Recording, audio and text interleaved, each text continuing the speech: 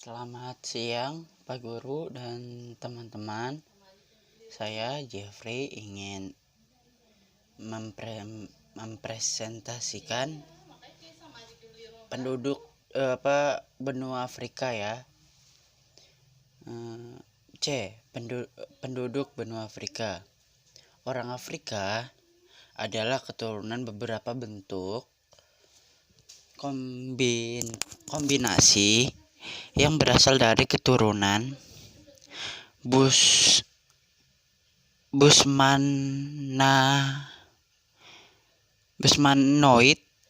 dengan Negroid dan Caucasoid yang beradaptasi dengan lingkungan setempat. Orang Caucasoid tersebar di seluruh bagian utara sampai timur Afrika. 1. Sebaran penduduk. Di wilayah barat penduduk yang terpadat berada di sepanjang Sungai Nil dan di daerah sekitar. Danau Victoria. Di wilayah utara terdapat Mesir, Aljazair, Libya, dan Tunisia. 2. Komposisi penduduk. Penduduk di benua Afrika adalah keturunan Negro yang berkulit hitam. Bangsa negara di Afrika dikelompokkan menjadi dua golongan, yaitu Negro Sunda dan Negro Bantu. Secara garis besar, penduduk Afrika digolongkan menjadi 3 kelompok besar, yaitu A. Ras Negro. Ras Negro yang mendalami sebelah selatan Gurun Sahara, yang merupakan penduduk mayoritas. Ras ini terdiri dari beberapa suku bangsa, yaitu suku Musai, suku Kikuyu, suku Zulu, suku Sundan, dan suku Bantu. B. Ras Caucasoid. Ras Caucasoid adalah ras keturunan Arab yang mendiami Afrika Utara. Ras ini terdiri dari 2 suku, yaitu suku bangsa Semit dan suku bangsa Hamid. Oke, kita lanjut yang C ya teman-teman. C. Suku pribumi. Suku pribumi merupakan penduduk asli yang hanya tinggal di daerah pendalaman. Beberapa suku pribumi, yaitu Paigai-Mai di hutan Kongo, suku Bushman di Gurun Kalahari, dan suku Hottentot di Afrika Selatan. 3. Pertumbuhan penduduk. Laju pertumbuhan penduduk di Afrika mencapai 25% per tahun, yang termasuk kategori sangat tinggi. Selain laju pertumbuhan yang besar, angka kematian di benua Afrika juga sangat pesat. Rata-rata penyebabnya akibat wabah, penyakit, dan peperangan. 4. Pendidikan di benua Afrika. Di beberapa negara di Afrika, sistem pendidikannya maju dan berkembang. Namun di beberapa negara lainnya, pendidikan ini mendapatkan perkembangan yang layak.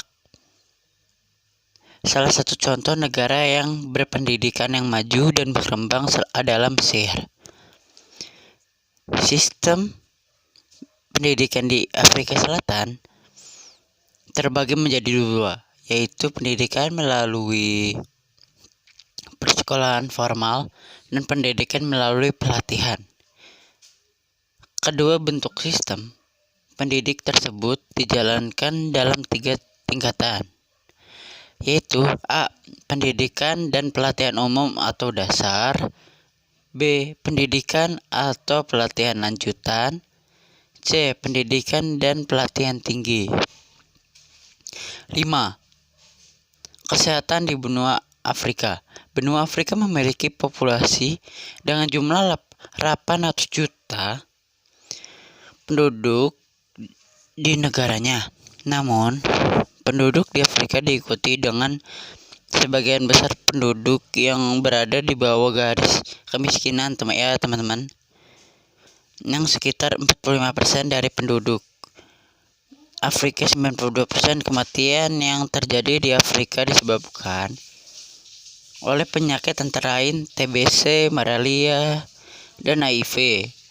Beberapa sebab kondisi kesehatan yang buruk di Afrika dinamakan malnutrisi, degradasi lingkungan, terutama air yang buruk, pengolahan limbah di negaranya, dan di Afrika yang rendah dalam harapan hidup.